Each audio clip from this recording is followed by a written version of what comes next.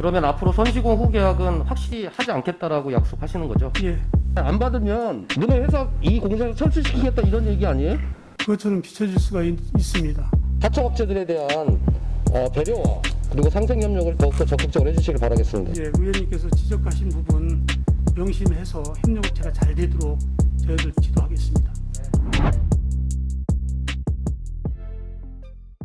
증인은 사내 협력사들에게 작업을 위탁하고 시공이 들어가기 전에 사전에 계약서 작성을 하고 있다는 주장을 하고 계시는 겁니까? 예, 증인께서는 지금 그런 사실이 없다고 얘기하시는데 위법한 사실에 대해서 확인을 한번 해보도록 하겠습니다. 화면은 2503호선에 대한 현대중공업에서 작성한 작업 현황표입니다. 왼쪽 박스에 보시면 KL이 실질 작업 시작일입니다. 아래 DL이라고 표시된 것은 선주에게 배를 인도한 날입니다. 정리하면 2012년 5월 21일 작업에 들어가서 2013년 6월 28일 발주한 걸로 보이시죠? 예, 보입니다. 그런데 2503호선에 대한 계약서는 2014년 1월 23일 날 작성됐어요.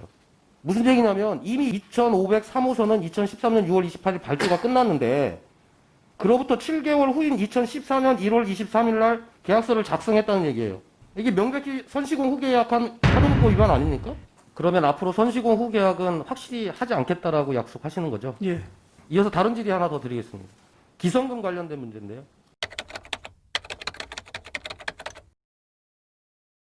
현대중공업이 사내 협력사들과 기성금 승인 관련 대화를 나눈 카톡방 내용입니다. 사내 협력사 총무들에게 기성분에 대해서 전표 처리, 승인 처리하라고 지시하고 오후 8시 30분까지 승인하라고 족촉합니다. 그리고 불과 6분 후인 8시 24분에 오늘 내로 미승인 시 FPU 공사를 포기하는 것으로 알고 청산 절차를 착수할 테니 결과를 회신해달라고 하는 마지막 메시지를 보냅니다. 이 메시지를 보시면 이게 협의입니까? 강압입니까? 안 받으면 너네 회사 이 공사를 철수시키겠다 이런 얘기 아니에요? 그것처럼 비춰질 수가 있습니다. 증인은 과거에 선시공 후 계약 사실은 인정하셨죠? 그전에는 있던 거로 알고 있습니다. 네, 그럼 그 당시 피해 업체에 대한 피해 구제는 혹시 회사 측에서 있었습니까?